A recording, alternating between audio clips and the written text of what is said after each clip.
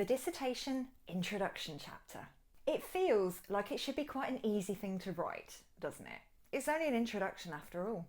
But a lot of people get stuck on it and they find it super frustrating because they want to get the introduction over and done with so that they can then get started on their literature review.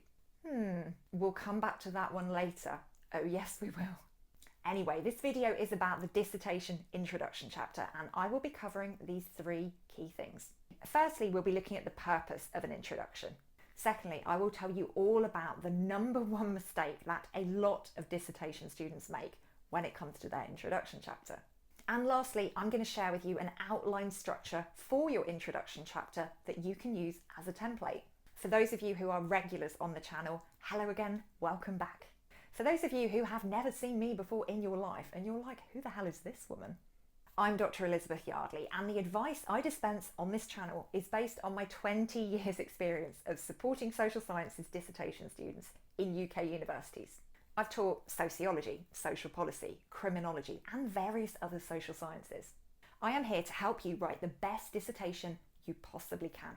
Because dissertations can be fun, they can be really rewarding, because they are an opportunity to take something that you are super passionate about and do a really deep dive into it. You produce your own study and you end up with something that you're really proud of, so you can go, yeah, I wrote that. Good, isn't it? So let's crack on with the first point I want to cover in this video. What is an introduction chapter for? What should it do? Time for an exercise-based analogy. Think of yourself as a personal trainer and think of your examiner as your clients. You are guiding them through the workout that is your dissertation. And just as every workout needs a warm-up, every dissertation needs an introduction. The introduction is essentially the warm-up for your dissertation. Your examiner needs time to limber up, to warm up their muscles, to shake out the stiffness and to get properly in the zone before they get to your literature review. A dissertation without an introduction, or a dissertation with a rubbish introduction, is like being a shit personal trainer. You take your client to the gym for the first time, you head straight over to the squat rack with them, you load up that barbell with some super heavy plates. You don't tell them what exercise to do, you don't show them how to perform it, you just simply stand back and say, go on then, crack on.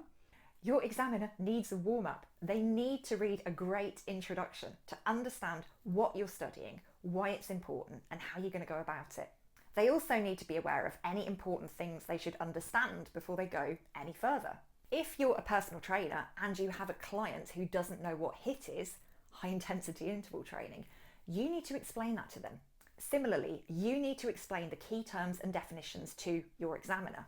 And just as a good personal trainer has a plan for what workout they're going to do with their clients and says something like, we'll start with a warm-up and then we'll do some light strength training and then we'll move on to core work.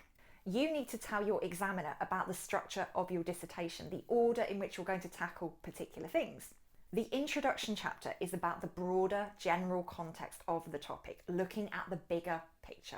So just as a good personal trainer will say, this is why we're doing a HIIT workout today, because it's great for your cardiovascular system, it helps you burn fat whilst also toning your muscles, etc. In the introduction chapter, you are telling your examiner, this is why this research is important, this is why it matters. If you've got a good personal trainer who's really tuned in to what you need from them and who takes the time to explain what you're going to do, what order you're going to do it in, and why it's important, you are going to be super impressed with that person and excited, or at least less reluctant to get started with a workout. Same with your dissertation. If you take the time to do a really good introduction, your examiner is going to be intrigued and keen to read more. The introduction should light them up, it should spark their curiosity, it should get them completely on board so they're like, wow, yeah, this is super important. And have them thinking, their introduction is fabulous. I can't wait to see the rest of their dissertation. It is totally possible to do this. It is totally possible to write an introduction that connects with the person reading it, that evokes emotion and inquisitiveness and a hunger for more. And I am going to tell you exactly how to do that after we've looked at the number one mistake that students make with dissertation introductions. Before we get on to that, if you're finding this video helpful so far and you're like, okay, that makes sense, tell me more, then take a moment to give it a cheeky like. This makes a huge difference in ensuring that other people can find this video too. So on to the next point, the number one mistake that students make with introductions. I kind of alluded to this at the start of the video when I said, because they want to get the introduction over and done with so that they can then get started on their literature review. We'll come back to that one later. Oh yes, we will. Too many students try to write out their entire introduction before they even begin their literature review. They get their sentences and their paragraphs perfect and they're referencing spot on. They might spend weeks or even months twiddling with it and polishing it before they feel they can start their literature review. Why is this a mistake? Because what you know about your topic at the start of your dissertation is going to be a fraction of what you know about it at the end. There will be some stuff that you hadn't even anticipated when you started out that will come into focus as you go through it. And that stuff can be so valuable for your introduction. That might be something about the context, the bigger picture, the why is this important question. You might discover something really significant that happened in the area that you're studying that you weren't aware of before, a new policy, an event, a case, and you're going to need to put that in your introduction. You might decide to get a bit more specific or even broaden out your focus. As such, by the time you've done your literature review and your methodology, by the time you've collected and analysed your data and you've written up your discussion, the introduction that you wrote months or even years ago isn't going to accurately reflect the research that you ended up doing. Now, don't get me wrong, I am not trying to say don't do a single thing on your introduction until you've finished, because some of you will want at least something introduction-y under your belt at the start. However, I am saying please don't spend ages perfecting it and writing it out in full. That is a waste of your time and you're only going to end up dismantling it and redrafting it at the end. The best thing you can do is sketch out your key headings and start adding some brief notes underneath them. Really brief notes, like bullet points. That way you've got an outline structure that you can revisit, add to, or remove things from as you go through your research. And speaking of headings, that's exactly what we're going to look at next. But before we do, if this is resonating with you, if you're thinking, I would like her to accompany me on my dissertation journey, I would very much like to watch her videos every Wednesday to see if I can benefit from them, then come and join the party. Hit the subscribe button so you don't miss any tips that might help you improve your dissertation. Next, we're going to look at some basic outline structures for an introduction chapter. So what you will need to do is go and start a document with these headings in them, or go and grab this dissertation plan pack from my website. Link and discount code in the description. First up, you need a great opener. That might be a quote from a piece of literature you've read or a powerful statistic. You need something that emphasises how important this topic is. Now, you might have something in mind right away. This might be the one thing that inspired you to do this dissertation. Or you're sat there thinking, I don't know. If that's you, don't worry, because by the time you've done the bulk of your dissertation, you will know what your opener is going to be. So, for example, if you were doing your dissertation on female entrepreneurs who built their own online businesses after a divorce, you might come across this quote by Gloria Steinem and think, yes, that would look bloody good as an opener. Or you might want to include a statistic about the number of female-led businesses that are set up every year. Next up, you need a detailed explanation of your dissertation topic. So tell the reader what you've explored and use some different wording from the actual dissertation title question. Paraphrase it, think about different ways to explain it. Use phrases like in other words or put simply. This conveys a really sound understanding of what you've been researching. You prove you know what you're writing about when you word it in different ways like this. So let's take our example again. How would you put that in other words and explain it a bit more fully?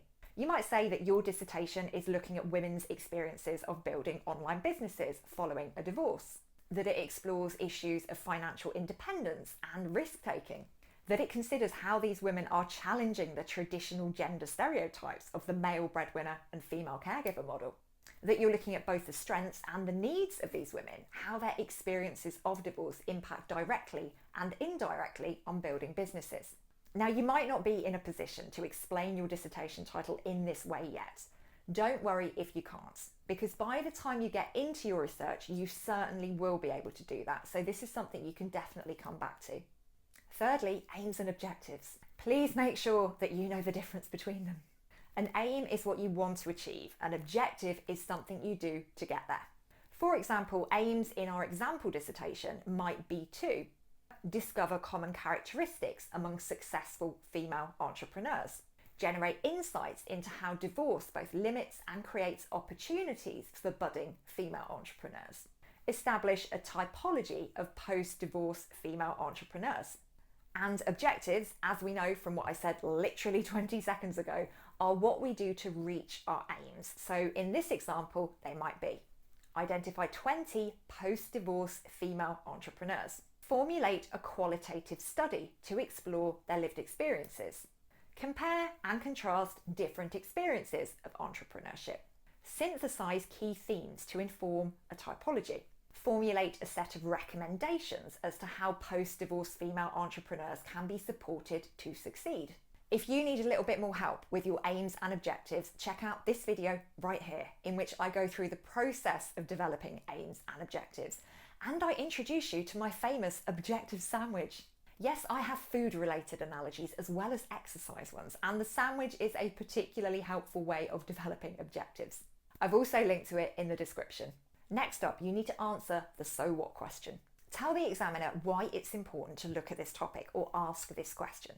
You might want to think about what's generally going on in the world at the moment. Has anything happened to highlight the importance of your topic? This might relate to a recent change in the law or a new policy or a case. There will be something out there that justifies a closer look at your topic. In our example, we might want to consider the contribution of female-led businesses to the economy. We might want to highlight that entrepreneurship offers a path to financial independence for single women, and as such, it could help reduce unemployment or dependence on financial support from the state. We might want to write about the pandemic and the Great Resignation. That has led quite a few people into a state of existential crisis, saying to themselves, "There must be more to this life. I want to start my own business." So be really clear about why your topic matters, how it's important, to whom it's important, and what the implications of doing this kind of research might be. Next up, key terms and definitions. Look at the language used around your topic and define any key terms. If there are central concepts or ideas, you need to explain them. What are they? What do they mean? Are there varying interpretations or ways of thinking about them? Do different people define the same thing in different ways? What understandings of the key terms and definitions have you applied in your dissertation? What are some of the common misconceptions and misunderstandings around these terms? So in our example, we would want to define what we mean by entrepreneur. And as we're looking at female entrepreneurs, we might want to think about any gendered stereotypes around entrepreneurship. For example, the image of some guy who's a millionaire leaning on his Ferrari, about to get on a private jet. How accurate is that really? We might encounter other terms like mumpreneur or multi-passionate entrepreneur, and we need to explain what they mean. Lastly, we need a roadmap. You need to provide your examiner with an overview of the structure and content of your dissertation so they know what's coming and the order it's going to be presented in. You might write something along the lines of, the literature review chapter considers this, then the methodology chapter considers this, etc. And it is definitely worth me saying that this is one part of the introduction that you really do want to leave until the very end. It will be much easier to write then because you will have done your entire dissertation, so please don't make life hard for yourself by trying to do it now. And that, lovely people, brings us to the end of this video in which we've explored the purpose of an introduction. We've identified the number one mistake that students make when writing introductions, and we've planned out the structure of the introduction for your own dissertation. If you want to watch any of those sections again, scroll to the relevant chapter on the time bar below or click on the chapter link in the description. And if you'd like more tips and advice like the stuff I've shared in this video, become a Degree Doctor Insider and sign up for my weekly emails. Here are some examples of the topics I've covered recently, so if they sound like the kind of messages that you want to see in your inbox, the link to the sign up is in the description. And when you sign up now, you will get these lovely freebies, which are going to be super helpful for all things dissertation mindset and staying organised. And I will be back next week with more dissertation advice.